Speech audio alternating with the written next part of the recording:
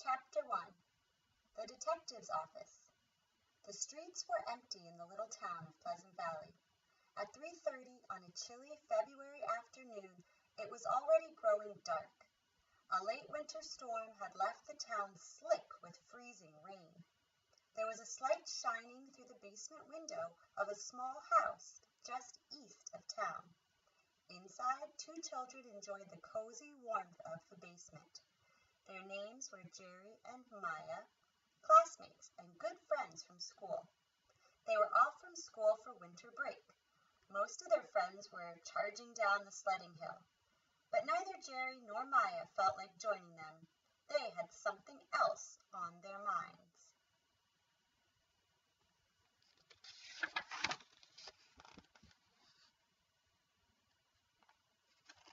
I have a feeling that something exciting is going to happen soon, said Jerry, hopefully.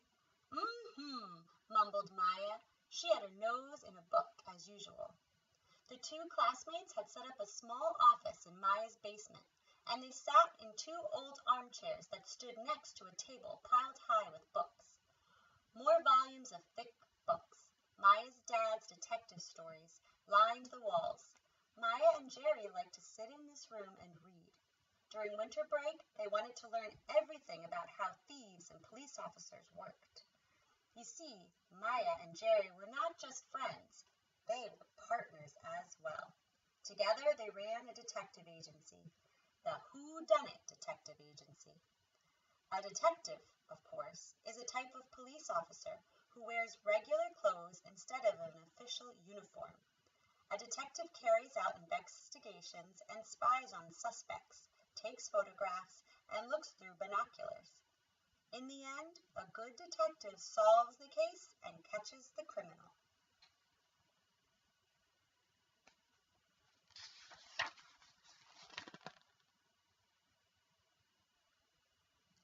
I wish we had a really exciting case, said Maya with a sigh.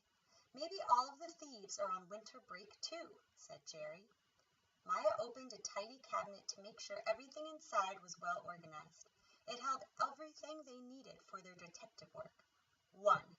A camera with a flash to take photos in the dark. 2. A pair of binoculars to spy on things from far away. 3. A magnifying glass to check for fingerprints. 4. A mirror to peer around corners. 5. Several false noses and wigs to disguise themselves. A few flashlights to use when it was dark. 7.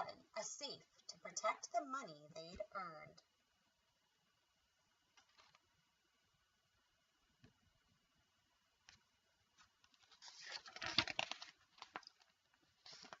But their safe was empty because nothing exciting had happened for a long time. But once it did, Jerry and Maya were ready. They had put up signs all around Pleasant Valley. On nearly every streetlight and door they had hung posters that said, Whodunit Detective Agency, now accepting exciting and dangerous assignments. Lost wallets and runaway cats recovered. Low prices, tax included. So, while Jerry and Maya waited for an exciting case, they researched detective stories. Maya was just about to fill Jerry in on the book she was reading. It was a story about a dog napper who stole dogs tied up outside stores and then called the dogs' owners to demand ransoms for the poor pooches. Maya was upset just thinking about it. That was one criminal she would really like to catch. But before she had a chance to describe the case to Jerry, there was a knock on the door. Jerry and Maya looked at each other in surprise. Who